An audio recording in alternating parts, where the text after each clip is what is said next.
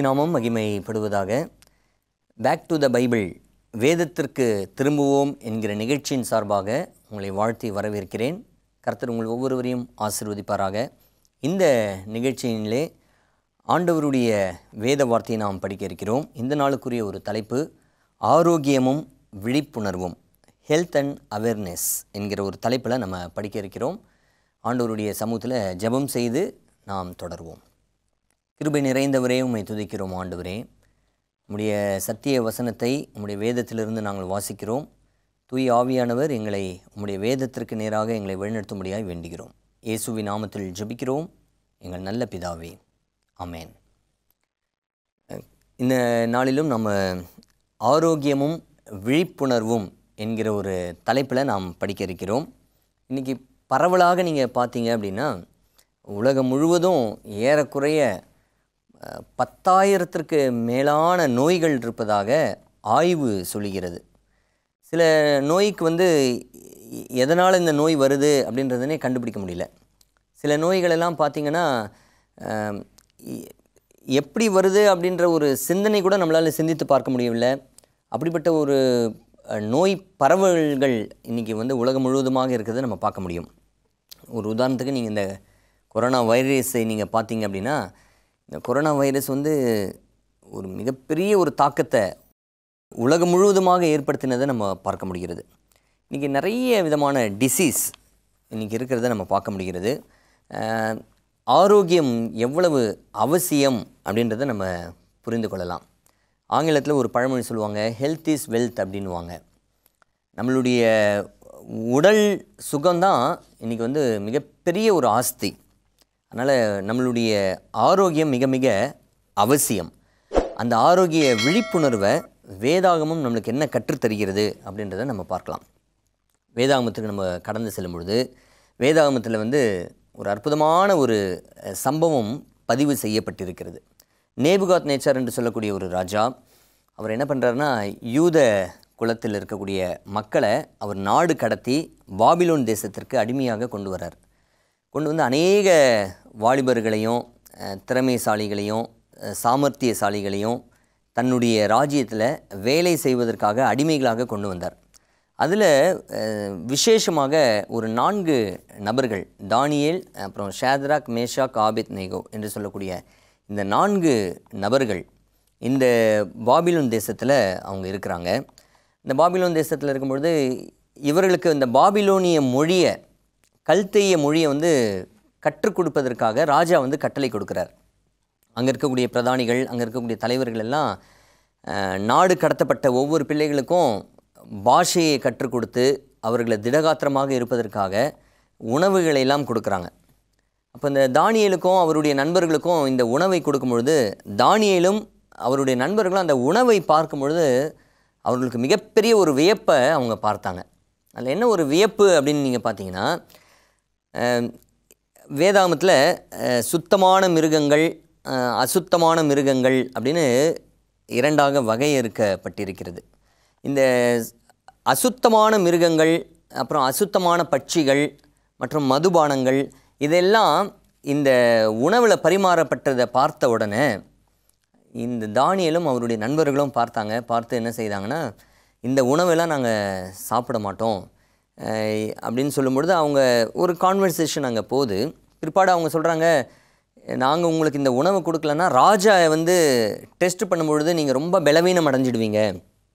அப்போது தானியேலும் அவருடைய நண்பர்களும் சொன்னாங்க, ஒரு 10 நாள் மட்டும் எங்களை டெஸ்ட் பண்ணி பாருங்கள், எங்களுடைய சரீரம் எப்படி இருக்குது அப்படின்றத நீங்கள் பார்த்து கொள்ளலாம் அப்படின்னு சொல்லி அவங்க சொல்கிறாங்க. அப்போ என்ன உணவு கேட்டாங்க அப்படின்னா, ஒரு இயற்கையான ஒரு காய்கறி, அப்புறம் ஒரு இயற்கையான ஒரு சைவ உணவை அவங்க கேட்குறாங்க. இந்த உணவு கொடுத்தா எப்படி அப்படின்னு சொல்லி ஒரு பெரிய ஒரு ஆச்சரியத்திற்குள்ளாக அங்கே தலைவர்கள் இருக்கிறாங்க.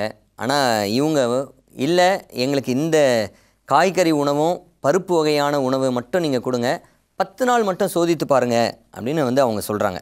இல்லை என்ன ஒரு ஆச்சரியம் அப்படின்றத வேதாகமத்தில் பார்க்கலாம். தானியேல் 1ஆவது அதிகாரம் 8வது வாக்கியத்தில் பாருங்கள். தானியேல் 1:8, தானியேல் ராஜாவின் போஜனத்தினாலும் அவர் பானம் பண்ணும் திராட்சை ரசத்தினாலும் தன்னை தீட்டுப்படுத்தலாகாதென்று தன் இருதயத்தில் தீர்மானம் பண்ணிக்கொண்டு தன்னை தீட்டுப்படுத்தாதபடி பிரதானிகளின் தலைவனிடத்தில் வேண்டிக் கொண்டான்.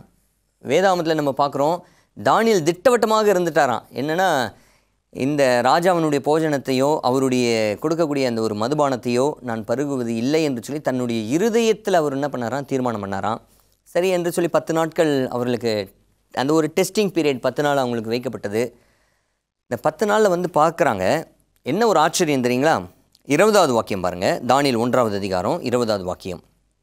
ஞானத்துக்கும் புத்திக்கும் அடுத்த எந்த விஷயத்தில் ராஜா அவர்களை கேட்டு விசாரித்தானோ அதிலே தன் ராஜ்யம் எங்குமுள்ள சகல சாஸ்திரிகளிலும் ஜோசியரிலும் அவர்களை 10 மடங்கு சமர்த்தராக கண்டான்.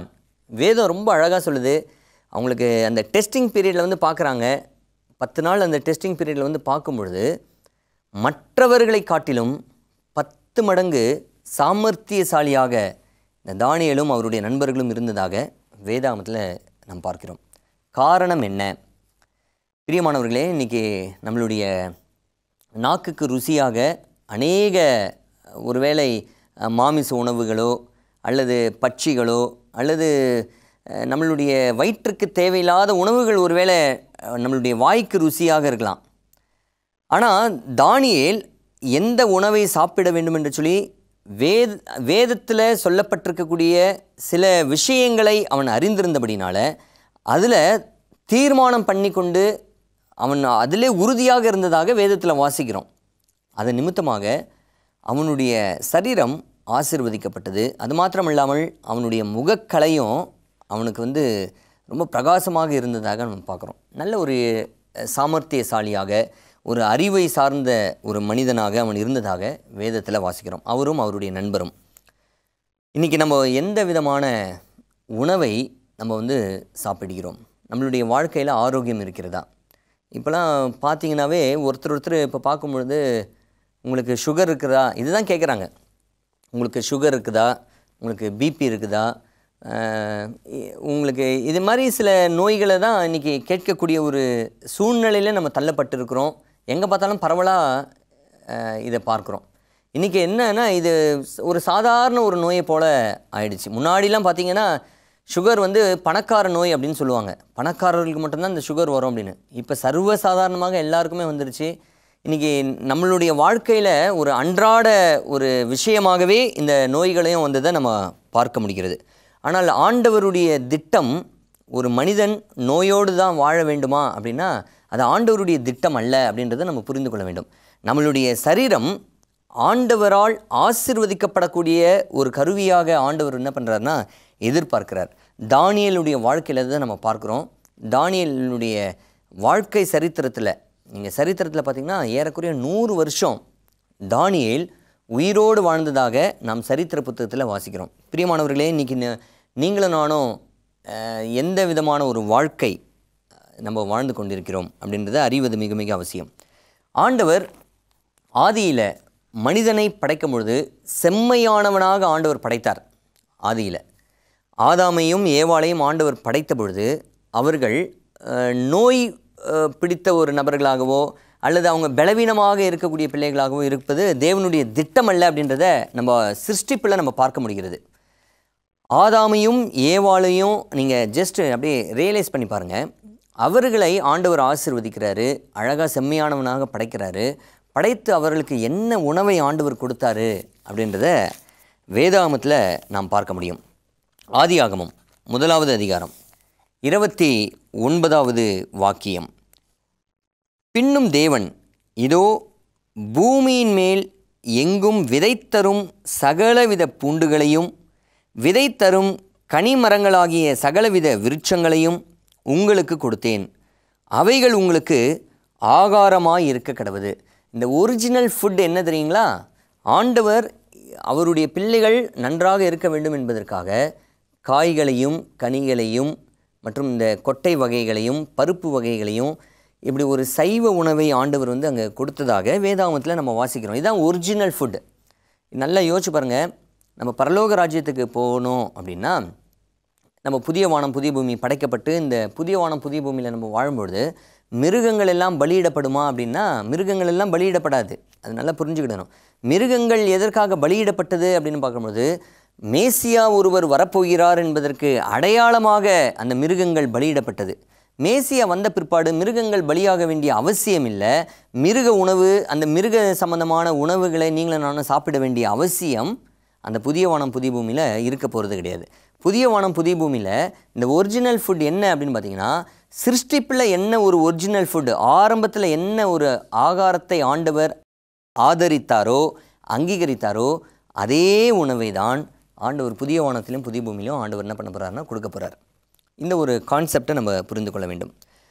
3 யோவான் 1வது அதிகாரம் 2வது வாக்கியத்தில் நம்ம என்ன வாசிக்கிறோம் அப்படின்னா, பிரியமானவனே, உன் ஆத்மா வாழ்கிறது போல நீ எல்லாவற்றிலும் வாழ்ந்து சுகமாயிருக்கும்படி உன்னை வேண்டுகிறேன். அப்போது வேதம் என்ன சொல்லுது அப்படின்னு பார்த்தீங்கன்னா, நீங்களும் நானும் ஆரோக்கியமாக இருக்க வேண்டும், நீங்களும் நானும் திடகாத்திரமாக இருக்க வேண்டும், நீங்களும் நானும் ஆண்டவரை மகிமைப்படுத்தக்கூடிய ஒரு வாழ்க்கை வாழ வேண்டும் என்று தேவனுடைய திட்டம் என்பதை நீங்களும் நானும் புரிந்து கொள்ள வேண்டும். இன்றைக்கி எதற்காக நோய் வருது அப்படின்னு பார்த்தீங்கன்னா, இயற்கை விதியை நாம் மீறும் பொழுது அல்லது இந்த சரீரத்திற்கு ஒவ்வாத சில விஷயங்களை நாம் உண்ணும் பொழுது, இயற்கை விதிகளை மீறும் பொழுது நம்மளுக்கு என்ன வருதுன்னா நோய்கள் வருகிறதை நாம் பார்க்கிறோம். இன்றைக்கி பிறந்த குழந்தைக்கு நோய் வருது. எப்படி வருது? தாயினுடைய மூலமாக வருகிறது. தாயினுடைய உணவு பழக்க வழக்கத்தின் மூலமாக குழந்தைக்கு அந்த நோய் தொற்று வருகிறது.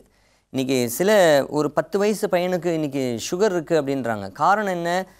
மரபியல், அவங்களுடைய இதில் பரம்பரையாக அப்படியே வர்ற ஒரு அனுபவத்தை நம்ம பார்க்குறோம். இதெல்லாம் பெற்றோர்கள் ஒரு ஒரு விழிப்புணர்வு இல்லாத ஒரு வாழ்க்கை வாழும் பொழுது பிள்ளைகளையும் அது தாக்குகிறதை நாம் பார்க்க முடிகிறது. இந்த சரீரம் நம்மளுக்கு மிக முக்கியமா? சரீரம் நமக்கு மிக முக்கியமா? முத்தூதில் நம்ம என்ன வாசிக்கிறோம்? 3 தூதுகள் என்று நம்ம வாசிக்கிறோம் அல்லவா? வெளிப்படுத்தல் 14வது அதிகாரத்தில் வாசிக்கிறோம் பார்த்தீங்களா? 3 தூதுகள். அதில் முதல் தூது சொல்லப்படுகிறது, தேவனுக்கு பயந்து அவரை மகிமைப்படுத்துங்கள், அவர் நியாய தீர்ப்பு கொடுக்கும் வேளை வந்தது. இது முதல் தூது. வேதாமத்தில் வெளிப்படுத்தல் 14:6 நம்ம வாசிக்கிறோம், தேவனுக்கு பயந்து அவரை மகிமைப்படுத்துங்கள். எப்படி நாம் ஆண்டவரை மகிமைப்படுத்துவது? நீங்களும் நானும் நோய்வாய்ப்பட்டு கொண்டு இருந்து நம்ம கஷ்டத்தோடு இருந்துட்டு ஆண்டவரை எப்படி நாம் மகிமைப்படுத்துவது? நீங்களும் நானும் ஆரோக்கியமாக இருந்து ஆண்டவரை நம்மளுடைய சிந்தையாலும் நம்மளுடைய சரீரத்தாலும் ஆண்டவரை மகிமைப்படுத்த வேண்டும் என்பது தான் ஆண்டவருடைய திட்டம். சரி, இந்த சரீரம் மிக முக்கியமா அப்படின்னு பார்த்தீங்கன்னா, வேதம் சொல்கிறது இந்த சரீரம் மிக மிக முக்கியமான ஒன்று அப்படின்றத வேதம் சொல்கிறது. அதில் பவுல் எழுதுகிறாரு 1 கொரிந்தியரில் 6வது அதிகாரம் வாக்கியங்கள் 19வது வாக்கியமும் 20வது வாக்கியத்தையும் நான் வாசிக்கிறேன்.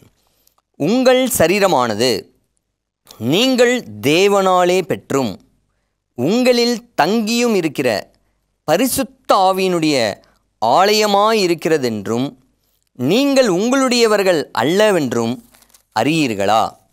கிரயத்துக்கு கொல்லப்பட்டீர்களே, ஆகையால் தேவனுக்கு உடையவைகளாகிய உங்கள் சரீரத்தினாலும் உங்கள் ஆவியினாலும் தேவனை மகிமைப்படுத்துங்கள். வேதம் சொல்கிறது இந்த சரீரம் தேவனுடைய ஆலயம் என்று சொல்கிறது. நீங்கள் உங்களுடைய சரீரத்தில் ஆண்டவர் வாசம் செய்கிறாராம். என்ன ஒரு ஆச்சரியம் பாருங்கள். அந்த சராசரத்தை படைத்த ஆண்டவர் உங்களுடைய சரீரத்தில் வாசம் செய்யணும் அப்படின்னா, உங்களுடைய சரீரம் நோய்வாய்ப்பட்டு பலவீனப்பட்டு ஒருவேளை நீங்கள் இருப்பீங்க அப்படின்னா, ஆண்டவர் உங்களுடைய சரீரத்தில் எப்படி அவர் வாசம் செய்ய முடியும்?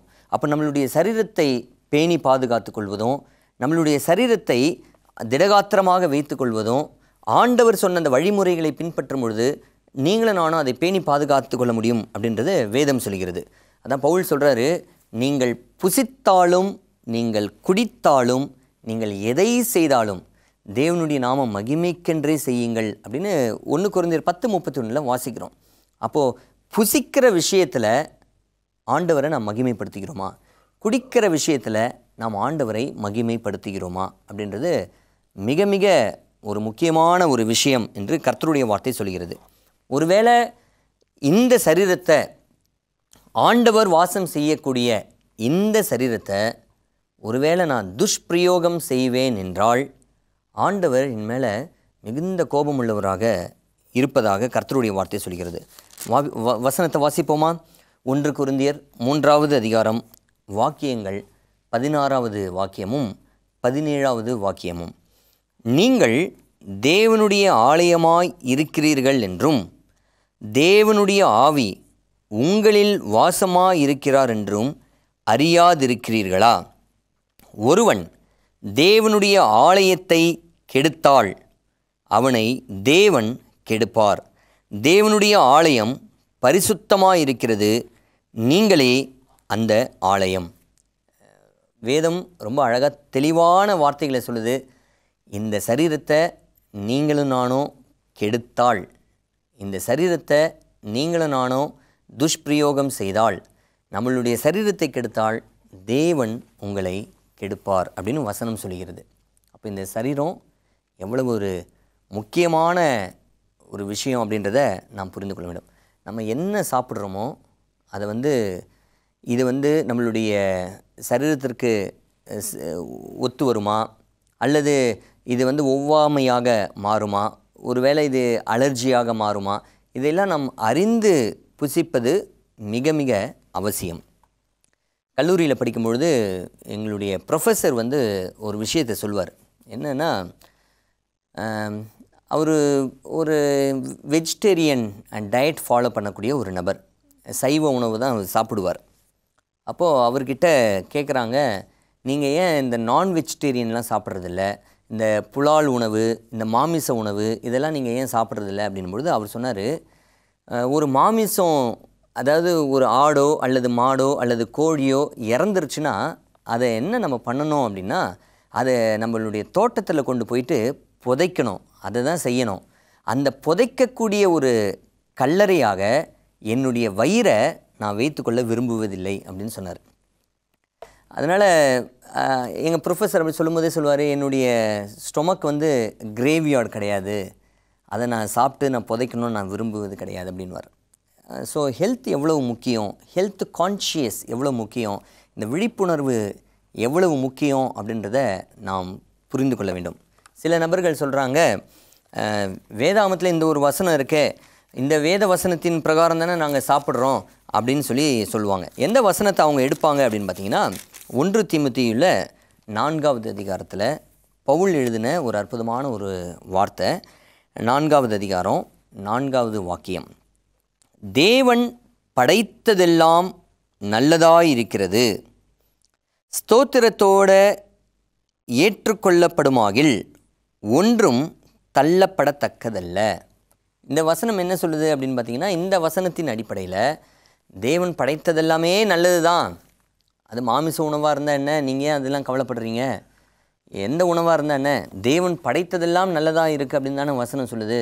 அதை ஸ்தோத்திரம் பண்ணிவிட்டு சாப்பிட்டா ஒன்றும் ஆகாது அப்படின்னு சில பேர் நினைக்கிறாங்க. பிரியமானவர்களே, ஆண்டவர் வேதாமத்தில் நல்லது எது கெட்டது எது அப்படின்றத ஆண்டவர் நம்மளுக்கு கற்றுத்தந்திருக்கிறார். அல்லது நல்ல மிருகம் எது, நல்ல மிருகம் எது, அசுத்தமான மிருகம் எது அப்படின்றத வேதாமத்தில் பட்டியலிட்டிருக்கிறார். இந்த பட்டியலிட்டிருக்கும் பொழுது சில அசுத்தமான பிராணிகள் என்றால் அசுத்தமான பிராணிகள் அப்படின்னு ஆண்டவர் சொல்கிறார். நீ எல்லாமே நீ தேவன் படைத்ததெல்லாம் நல்லது தான், அதனால் எது வேணாலும் சாப்பிட்லாம் அப்படின்ட்டு நம்ம துணிகரமாக எலிக்கறியை சாப்பிட்லாமா, துணிகரமாக நம்ம ஒரு பாம்பு கறியை சாப்பிட்லாமா, துணிகரமாக ஒரு வேளை மதுபானம் நம்ம செய்யலாமா? அப்படி செய்யக்கூடாது. அதனால் சொல்லப்பட்டிருக்கக்கூடிய வசனத்தை தவறான ஒரு விளக்கம் கொண்டு சரீரத்தை நாம் ஒரு துஷ்பிரயோகம் செய்தோம் அப்படின்னா ஆண்டவர் அது மேலே பிரியமாக இருக்க மாட்டார். இஸ்ரவேல் ஜனங்களை ஆண்டவர் எப்படி அழகாக போஷித்து வந்தார் பார்த்தீங்களா? வேதாமத்தில் நீங்கள் பார்க்கலாம், மன்னா என்று சொல்லக்கூடிய ஒரு அற்புதமான ஒரு உணவை கொண்டு 40 வருஷங்கள், யோசுவாவுடைய காலகட்டத்தில் தான் அந்த மன்னா அப்படியே நிற்கிறத நம்ம பார்க்கலாம். அது வரைக்கும் இந்த 40 வருடங்கள் ஆண்டவர் இஸ்ரவேல் ஜனங்களை போஷித்ததாக நம்ம வேதத்தில் வாசிக்கிறோம். அவங்க என்றைக்காவது இஸ்ரவேல் ஜனங்கள் பலவீனப்பட்டதாக நம்ம சரித்திரத்தில் வாசிக்கிறோமா?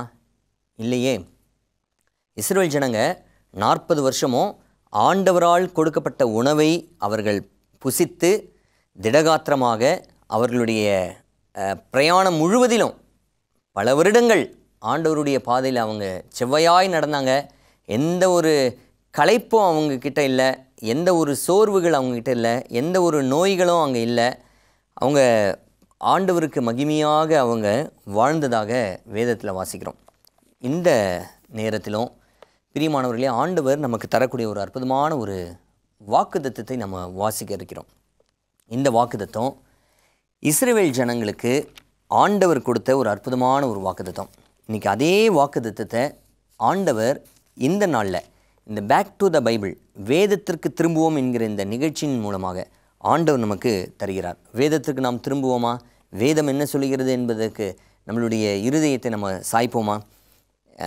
யாத்ராகமம் 15வது அதிகாரம் 26வது வாக்கியம். இது ஆண்டவர் இந்த நாளிலே நமக்கு கொடுக்கக்கூடிய ஒரு அற்புதமான ஒரு வல்லமையான வாக்குத்தத்தம்.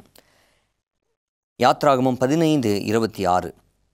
நீ உன் தேவனாகிய கர்த்தரின் சத்தத்தை கவனமாய் கேட்டு அவர் பார்வைக்கு செம்மையானவைகளை செய்து அவர் கட்டளைகளுக்கு செவி கொடுத்து அவருடைய நியமங்கள் யாவையும் கை கொண்டால் நான் எகிப்தியருக்கு வரப்பண்ணின வியாதிகளில் ஒன்றையும் உனக்கு வரப்பண்ணேன். நானே உன் பரிகாரியாகிய கர்த்தர் என்றார். தேவஜனமே, இந்த இஸ்ரவேல் ஜனங்களுக்கு ஆண்டவர் எவ்வளோ ஒரு மகத்தான ஒரு ஆசீர்வாதத்தை கொடுத்தார் பார்த்தீங்களா? எகிப்தியருடைய நோய்கள் ஒன்று கூட உன்னை தாக்காது அப்படின்னு ஆண்டவர் சொன்னார். அதை போலவே இஸ்ரவேல் ஜனங்களை ஆண்டவர் நடத்திட்டு வந்தார். இன்றைக்கி அதே வல்லமையான வாக்குத்தத்தத்தை ஆண்டவர் இந்த நாளில் தருகிறார். அவருடைய கட்டளைக்கு இணங்க, அவருடைய வார்த்தைகளுக்கு இணங்க நம்மளுடைய வாழ்க்கையை தத்தம் செய்து அவர் சொன்ன அந்த வழிமுறையின் பிரகாரமாக நீங்களும் நானும் நடக்கும் பொழுது ஆண்டவர் உங்களை ஆசீர்வதிப்பதாக. எகிப்தியருக்கு வந்த எந்த ஒரு வியாதியும் சரி, எந்த ஒரு நோயும் சரி, உன்னிடத்தில் அதில் ஒன்று கூட வராது அப்படின்னு ஆண்டவர் வாக்குத்தத்தம் தருகிறார். நானே உன் பரிகாரியாகிய கர்த்தர் என்று ஆண்டவர் சொல்கிறார். அந்த ஆண்டவரை நோக்கி நம்மளுடைய வாழ்க்கையை நம்ம தத்தம் செய்வோமா? இந்த கேட்ட இந்த வேத வாக்கியத்திற்கு இணங்க ஆரோக்கியம் எவ்வளவு முக்கியம், விழிப்புணர்வு எவ்வளவு முக்கியம், நம்மளுடைய வாழ்க்கை முறை எவ்வளவு முக்கியம் என்பதை வேதத்தின் அடிப்படையில் நம்ம பார்த்தோம். தானியேலை போல ஒரு நல்ல ஒரு தீர்மானத்தை அவனுடைய இருதயத்தில் தீர்மானித்தது போல நம்மளுடைய இருதயத்திலும் நாம் தீர்மானிக்கும் பொழுது ஆண்டவர் நிச்சயமாக நம்மை ஆசீர்வதிக்க வல்லவராக இருக்கிறார். ஜெபம் செய்வோம். கிருபை நிறைந்தவரே, உம்மை துதிக்கிறோம் ஆண்டவரே. எங்களுடைய சரீரத்தில் இருக்கக்கூடிய பலவீனங்களெல்லாம் நீக்கி போடும் ஆண்டவரே. எங்களுடைய சரீரத்தில் இருக்கக்கூடிய சுகவீனங்களெல்லாம் நீக்கி போடும் ஆண்டவரே. இதை கேட்டுக்கொண்டிருக்கக்கூடிய பிள்ளைகளுடைய வாழ்க்கையில் இருக்கக்கூடிய நோய்கள், இருக்கக்கூடிய வியாதிகள் எல்லாவற்றையும் நீக்கி உன் வேதனை நீங்கி சுகமாயிரு என்று அந்த வாக்குத்தத்தத்தை கொடும் ஆண்டவரே. நானே உன் பரிகாரியாகிய கர்த்தர் என்று சொன்னீர் ஆண்டவரே.